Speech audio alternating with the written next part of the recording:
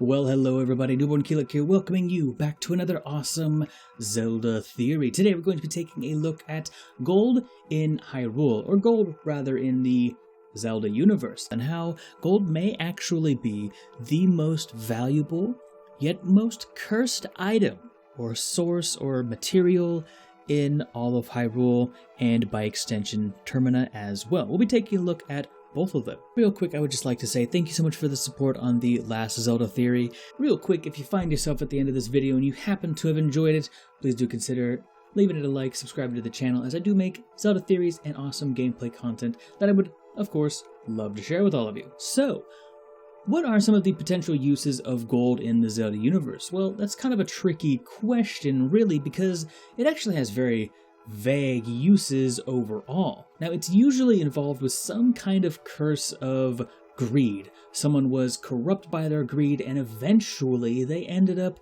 either being turned to gold or turned to a Skulltula. Ooh, spooky one, if you're asking me. No thanks, I'm getting the heebie-jeebies just thinking about being turned into a goddamn.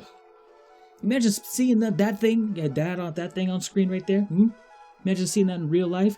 You'd poo your pants immediately, and then probably die. Now, Majora's Mask also has gold dust, but we'll kind of get back to that in just a moment. In Majora's Mask and Ocarina of Time, you will find yourself collecting gold Skulltulas. Now, exactly which part of the gold Skulltula you are collecting does seem to change in between games, as in Ocarina of Time, you seem to be actually collecting the golden plate as you are collecting gold Skulltula tokens. That, to me, sounds like a physical...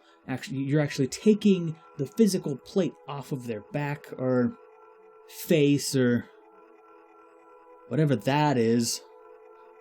I don't like it.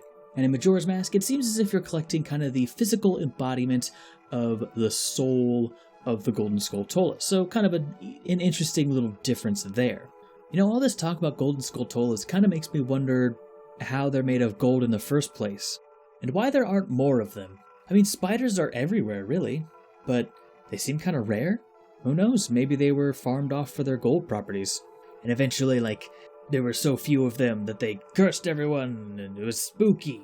Boo! Now, I suppose the general idea is that you're kind of destroying these, golden entities and either collecting them to help somehow break the curse, or in Majora's Mask, you might even be destroying these incredibly valuable backplates that these Skulltulas might have as kind of a direct, defiance against the greed, and that, in my opinion, is probably what is working to lift the curse.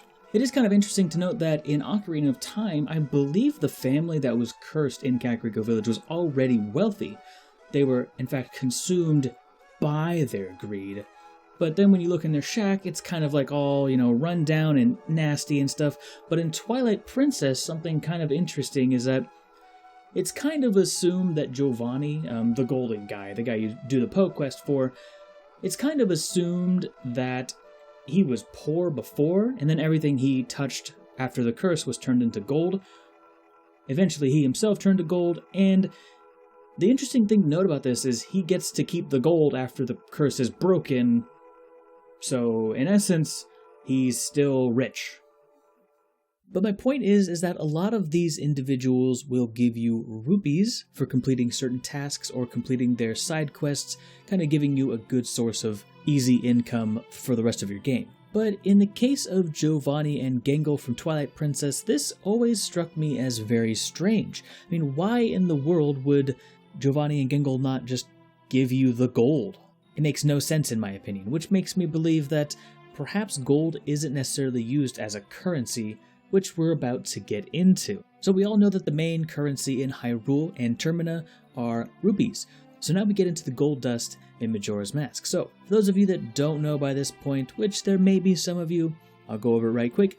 The gold dust is a quest item in Majora's Mask that you can get from winning the Goron race after completing the Snowhead Temple. Now, kind of something interesting about this is that it will actually allow you to make the Gilded Sword, which is hands down the best sword in the game. Well, the best primary sword. There's also the fairy sword, but that goes on the C button and you can't use your shield.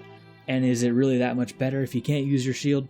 But that's beside the point. But yes, you can turn the razor sword into the Gilded Sword through the use of the Mountain Village Smithy.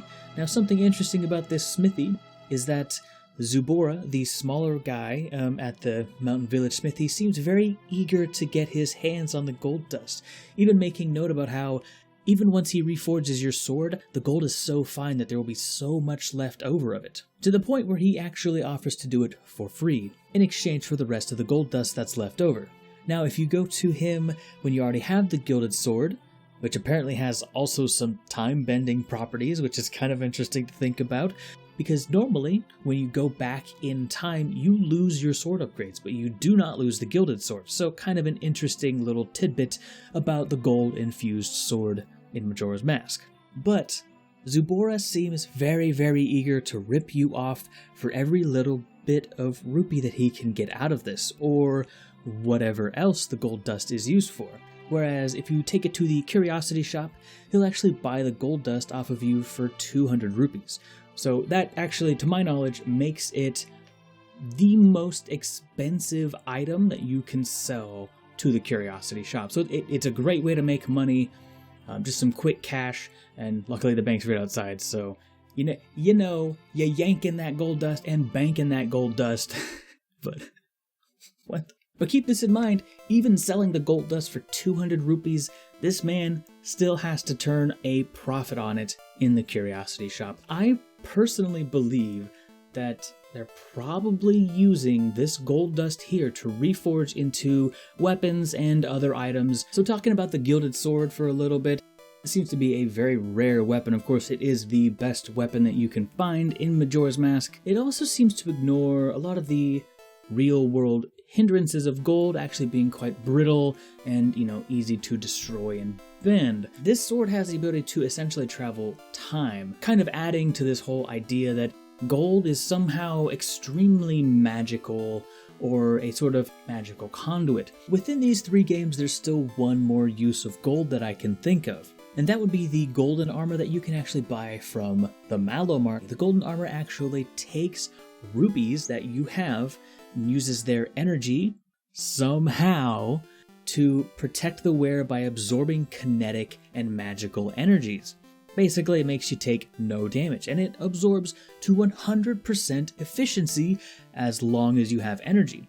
Something kind of interesting about this as well, and the way that you can tell that the rupees are actually powering the magic suit, is that if you do not have the rupees to use the magic suit, it becomes very heavy and weighs you down like you have, iron boots on. Now here's why that is quite significant.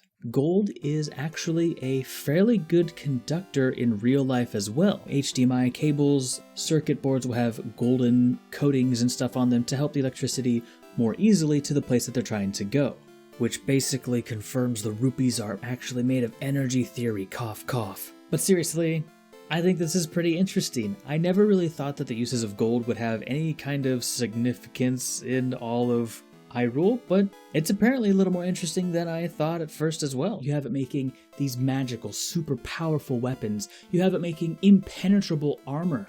You can literally use your wealth to defeat the enemy, throwing money at the problem until it goes away. So basically what I'm trying to say here is that in the Zelda universe, gold is the material of war. Well, war and spiders. Maybe the war on spiders? Which is a cause that I can really get behind. Anyway, thank you so much for watching all the way to the end. It does help me out an awful lot. I really do hope that you enjoyed this kind of little mini theory here. It was a fun one to make, and if you did happen to enjoy it, as I said earlier, please do consider leaving it a like or subscribing to the channel. I do this, and I do some awesome gameplay content as well. Right now we're playing through an Ocarina of Time randomizer.